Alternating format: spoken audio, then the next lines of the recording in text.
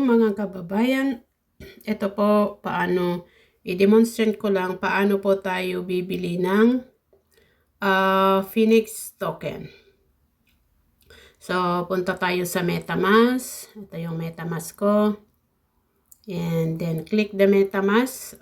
So, ito na yung dito sa home. Meron na akong USDT. So, ang ginagamit natin sa CryptoMolus is CryptoMolus opportunity is MetaMask Polygon. So, Polygon and then USDT Polygon. Okay, so now meron na tayong pambili. So, punta tayo dito sa may mata or browser. Dito sa baba sa may browser. Okay, so click ko na yung browser. Andito na si CryptoMolus. Kung wala yung CryptoMolus ninyo sa browser ninyo, then ang gagawin is dito sa taas, dito siya i-type or i-paste yung HTTPS blah blah blah blah. Okay, so ngayon i-click ko na yung itong dalawang linya dyan sa may right corner up. So, click ko yan. Lumabas yung account. Account. Meron siyang DEX, meron siyang game. So, ito. Ayan, saan na yung ballpen ko? So, yung arrow dyan, i-click ko yung arrow. Ayan. And then, pipiliin ko itong PX Exchange. So, click ko yung PX Exchange. Then, dito sa cellphone, kailangan hindi siya mag-scroll up or down kung isa lang yung kamay. So, kailangan dalawa yung, Tagalog sa daliri ba? Ilagay mo yung dalawang daliri mo or then slide up and down. So, slide ko na para makita. Okay, so kung makita natin ito, sabi niya buy Phoenix using USDT. Daily maximum is 148.88. Okay, so yun ang daily. Hindi tayo pwedeng maglagay ng 1,000 or hindi natin pwedeng bumili ng marami. So, ngayon, ang price ngayon is ito. So, itong 32.87. So, kagabi, 32.41. Okay, so ngayon, dito sa may gitna,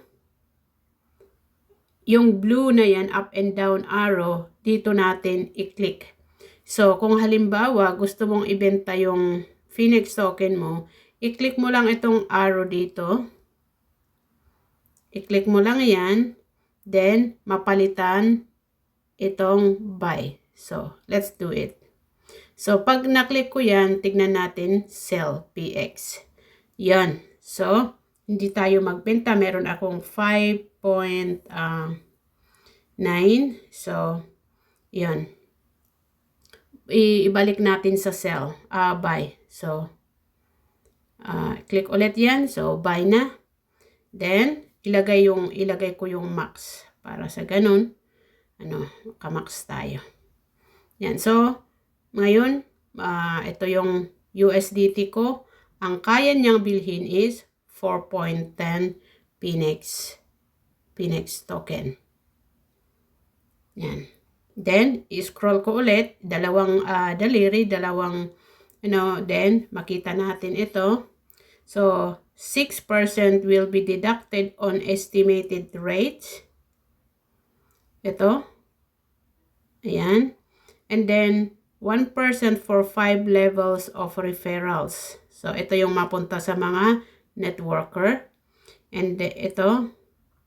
Tapos, yung 1% for liquidity pool contributor. Alright. So, ngayon, click na natin yung buy. So, buy. Come on. Ayan. Then, dito, click natin yung confirm. So, confirm. Ayan.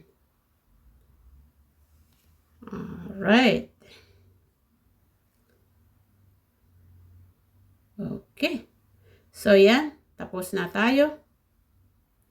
Yun, nag-start naman tong counting. So, every 24 hours na tayo bibili. Kaya, naprotektahan tayo kasi may limit sa pagbili, may limit sa pag-withdraw, pero yung withdrawal every time or every day tayo, every 24 hours. So, yan, every 24 hours bago ako bibili ulit. Oh no! Naging 33 na ang price. Ayan. Ito na ang price, mga kababayan. So, ang goal dito, ang goal ko is at least man lang makakuha ng 100 tokens bago siya mag 100 ang price. Okay, so this is, ito yung paano na tayo bibili ng PX token. Okay, so abangan yung mga susunod na training natin about CryptoMolos.